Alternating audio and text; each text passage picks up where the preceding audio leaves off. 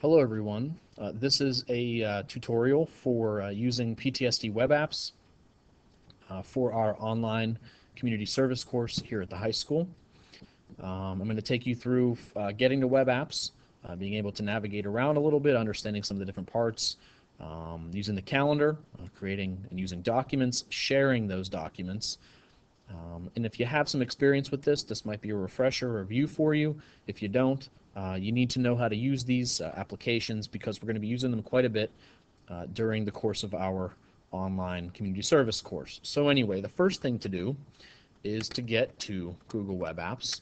And the best way to do that, one of the ways, is to go to the Peters Township homepage, and on the right-hand side under Staff Resources, if you scroll down on the right-hand side, you'll find web apps for Peters Township School District.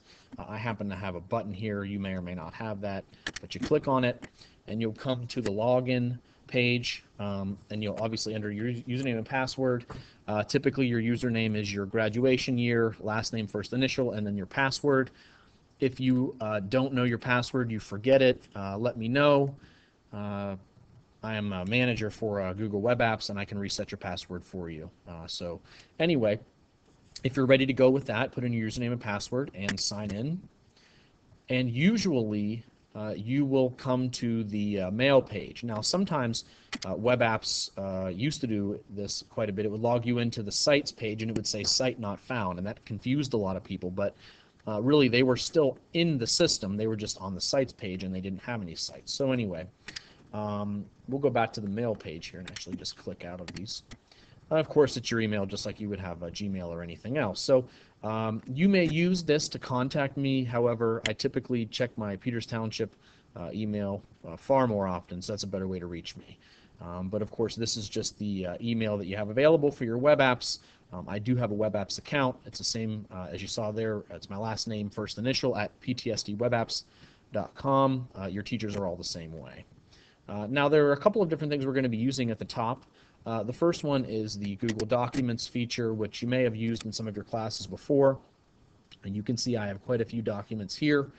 One of the things that you will be doing at one point is creating a timesheet, and I'll show you an example of a timesheet here that's been completed by a student. This is an Excel spreadsheet that was created by a student, and this is what you'll do to keep track of your hours of community service. So it's basically an Excel spreadsheet that was made by a student to keep track of their hours. Now, how do you create that document? Well, it's actually pretty simple.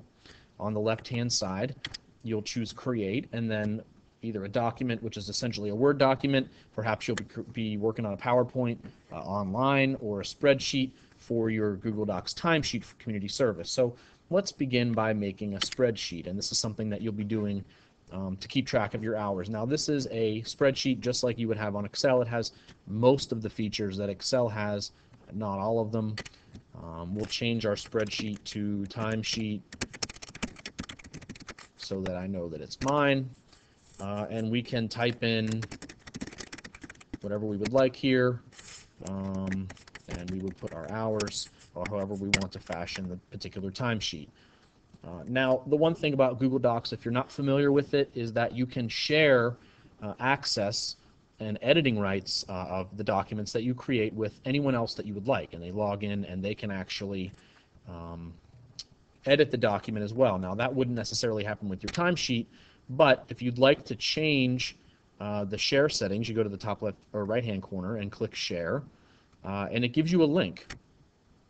That can be accessible, in this case, only by people who are collaborating, but you can change that. And the way that you do that is right now it's private. Only I, at this point, as the owner, can access it. But if I want to change those settings, I can simply choose Change, and now I have a whole set of options. I can choose people at Peters Township with the link who are logged in. Anyone at the school district can find it if they're logged in. Anyone who has the link can simply access, and anyone can access on a Google search on the web, doesn't matter, don't even need the link. So for this particular one, I'm going to choose anyone with the link. And this pops up. I can choose Allow Anyone to Edit. And in this case, I'm going to allow anyone to edit. I don't really care if they change this particular document because I'm going to be deleting it anyway. So I would choose Save. And now I have this this web address, which I can copy and paste into an email. And I can also add a particular person down here, and I'm going to add Miss Blackhurst to this particular document if I want to share it with her for any reason. And I can notify her via a PTSD WebApps email, or if it was another person's email, you could also notify them via any email. Whatever's in the box there is where it will be sent. And you can choose that, or you can unclick it. In this case, I'd like for her to receive an email. And I can change whether she can edit or she can view it. And so I'm going to leave that there. I'm not going to share and save only because I'm going to be deleting this. But that is how you essentially will change the viewing rights, and you'll want to share your timesheet with me. We'll do that later. And you want to learn how to share other documents with other people as well throughout the course of this class. So that is how you share your particular document. And we'll just X out of there. Now, one other aspect of this particular system that we'll be using is the Google Calendar. So naturally, you'll choose Calendar at the top, and whatever your Google Calendar, if you have any, if you don't have any, you'll come to this particular type of page. Now, we have already shared with you a calendar called PT Community Service Course, and I called it Not at Placement because this is the calendar that you will use to let Ms. Blackhurst and myself know when you are not going to be at your placement. Now, how do you do that? The first thing is I like to choose month. Let's say, for example, you are going to be at a lacrosse game, and it's a long trip, and you just know that you're not going to be able to go to your placement because you're going to be out of the school during 8th period and later on September 4th. Now, you would write your name on that particular day, and simply make sure that it is the correct calendar. Actually, that sometimes that kind of gets you. You got to make sure you choose the right calendar. In this case, it's the community service course, not at the placement calendar, and you'll choose create event, and you'll pop up in the calendar. And both Ms. Blackhurst and I have access to this. You will as well, and you can see that name is on there. That means you're not going to be at your placement that particular day, and so we are aware that you won't be there. Okay. It may also be helpful in this case to write the particular reason. So I might put Radilla lacrosse early dismissal. And that way, both Ms. Blackhurst and I know exactly who's not going to be at their placement and the reason why. So please make sure you put that reason why as well. That would be very helpful to us. And so this calendar, anytime, again, you're going to be missing a day, you'll want to use this calendar to let us know that you're not going to be at your site. Okay? Now, again, we've gone over the calendar. I've showed you how to put in an event to make sure that we know when you're not going to be at your placement. We've also talked about Google Docs.